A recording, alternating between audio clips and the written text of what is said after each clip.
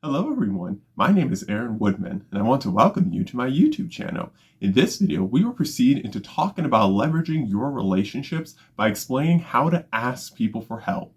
This is important because when you ask for help, you are going to people in your network who you believe will help you out. Now, some people think that asking for help is hard because they don't want to be a burden on anyone or look selfish. But let's look at this differently.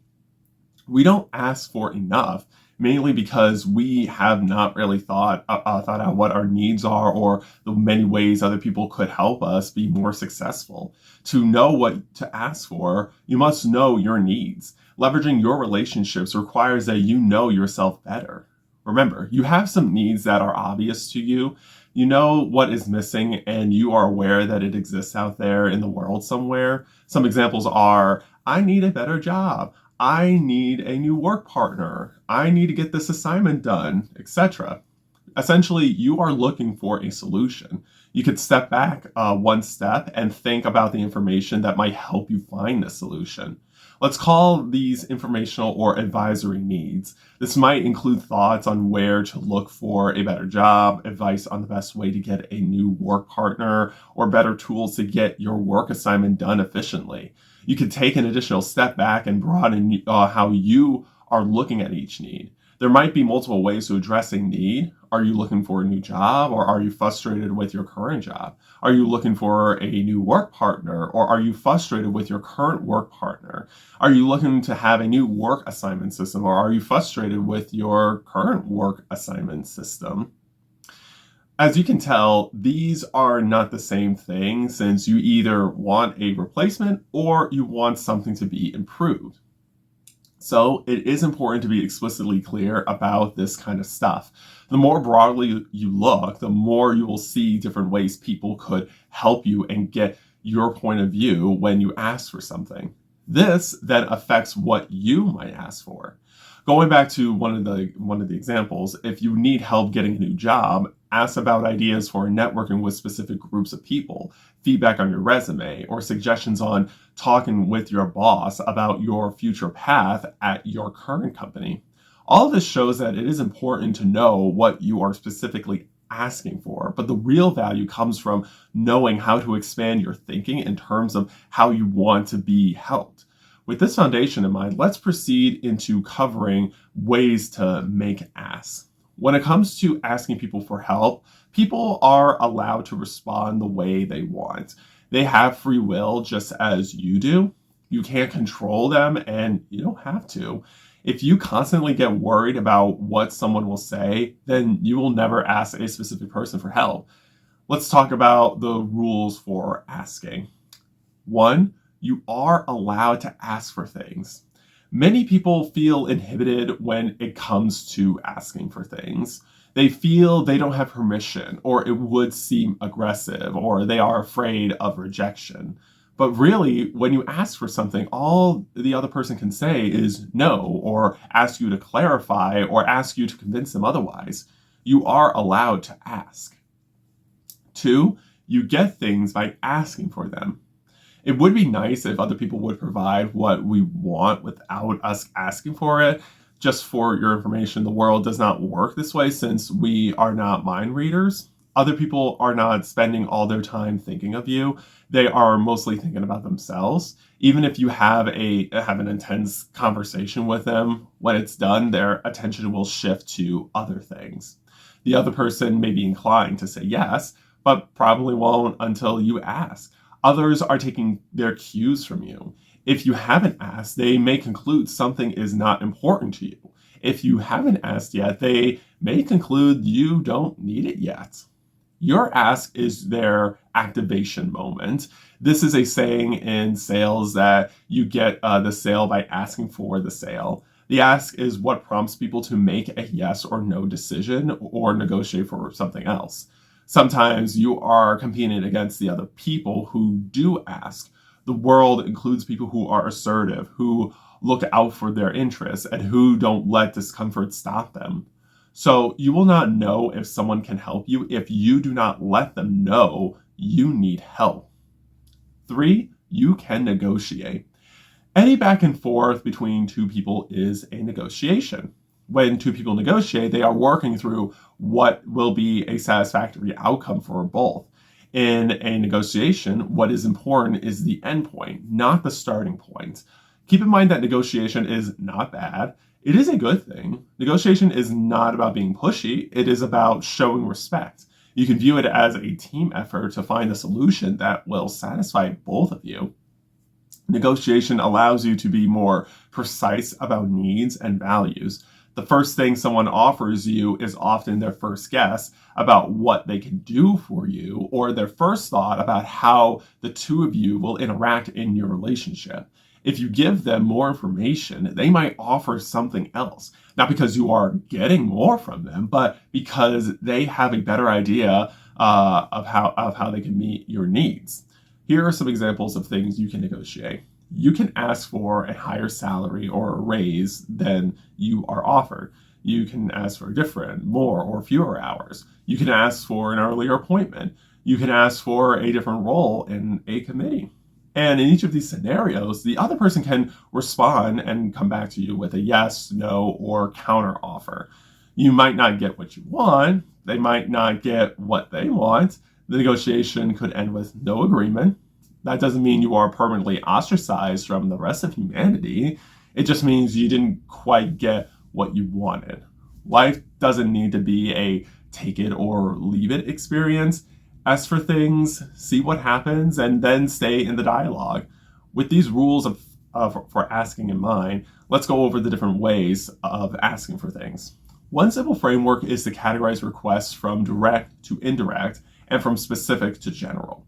When you ask directly, you are asking a person to do something. An example statement of this is, can you introduce me to X person? When you ask indirectly, you are expressing your needs to someone who may be able to help, but you aren't asking directly. An example statement of this could be, one of my objectives is to speak with X person. When you ask specifically, you are naming what you need. You are signaling to the person that you desire a particular outcome that they might be able to address. An example statement of this is, specifically, I would like to speak with X person at X organization. When you ask generally, you put forth a broad set of ways you could be helped. You are signaling to the person that they can address any of the needs in that broad set, or sometimes go in a different direction. An example statement of this is, I'm interested in building relationships with X people who work in X industry and understand how the X landscape is changing in this area. I'm also curious about your own path and what you have learned about being successful and happy in this X environment. Any of those would be really useful for me, or we could go in another direction. Here's a matrix for understanding what is going on. Here's an example of a direct general statement. I'd love to hear your thoughts on how the industry is developing and which companies are most innovative. In this example statement, I am requesting your expertise, but you can talk broadly. I'm asking for a yes, but it is easy for you to give any response you want. Here's an example of a direct, specific statement. I notice you are connected with X person. Could you please connect us? I would love the chance to speak with them about X company's unique hiring process. In this example statement, I have a specific need, and I am checking if you will help me with it. And here's another example of an indirect general statement. I am educating myself about X organization, about how X organization is using X product. In this example statement, I am doing some general research. I am making you aware of my need, but not putting a specific request on the table. Here is an example of an indirect, specific statement. I am focusing on meeting people who work at X organization and understand how to use X product. In this example, I am letting you know that I have a specific need, but I am not putting a specific request on the table. With this matrix in mind, let's go over some sample scripts you can use to frame the way you are asking for help. For a direct specific request, you have a specific request and you are clearly letting the other person know you would like their response. Here are some examples. Would you be willing to make an introduction to X person? Could you forward my bio and resume to your contact at X organization? I would like to have an initial conversation with the people who run coaching and leadership development programs at X organization. Could you make an introduction for me? For a direct general request, you are asking the person for some type of help, but there are multiple ways they could satisfy that. They can use their discretion about what to say, how long to speak, what they offer to do, and so forth. Here are some examples. I would love to hear your thoughts on how the organization is going with you. I want to make a transition from nonprofit work to political campaigning. You have done that, and I would like to learn more about your experience.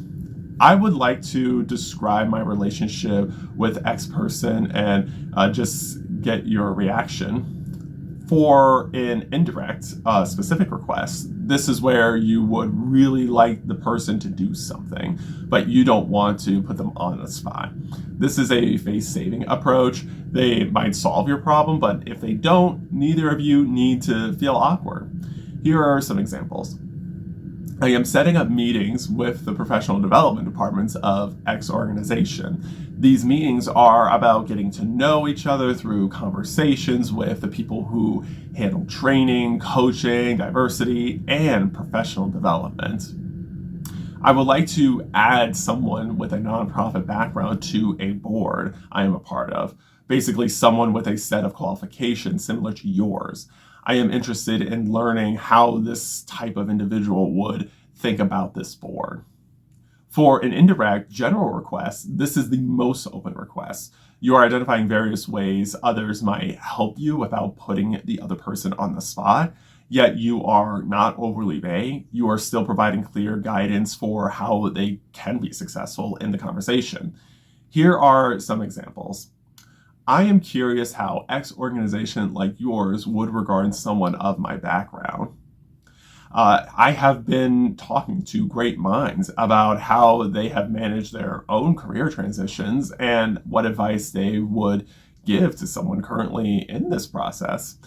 I am developing my basic management skills. I love learning about resources, techniques, and models people have found useful, particularly people like me who came from a very technical field and then found themselves managing people. So those are all the ways you can make requests to people. So what should you do after you make your ask? Just don't talk. Give the other person time to process what you are saying and respond.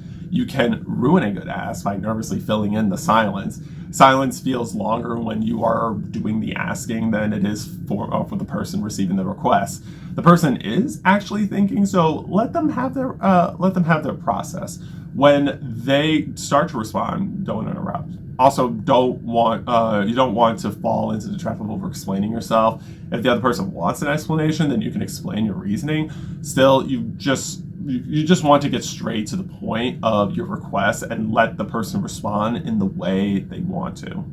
In conclusion, leveraging your relationship starts with understanding yourself and being clear about what you truly need, so people can effectively help you. Asking for help is not a weakness or a burden. It is a skill that opens doors, activates opportunities, and allows others to support you in meaningful ways. By broadening how you think about your needs, giving yourself permission to ask, and staying open to negotiation, you create spaces for better outcomes and stronger connections. Whether your request is direct or indirect, specific or general, the key is clarity, confidence, and respect for the other person's autonomy. When you make an ask it, say it plainly, and allow the other person to respond. No matter how the other person responds, recognize that you can't control their response, and you can only focus on giving out a clear request. In the next video, we will talk about staying persistent during networking. Until then, please like this video, subscribe to my YouTube channel, and turn on the post notifications so you will be notified when I post my next video. I appreciate your support.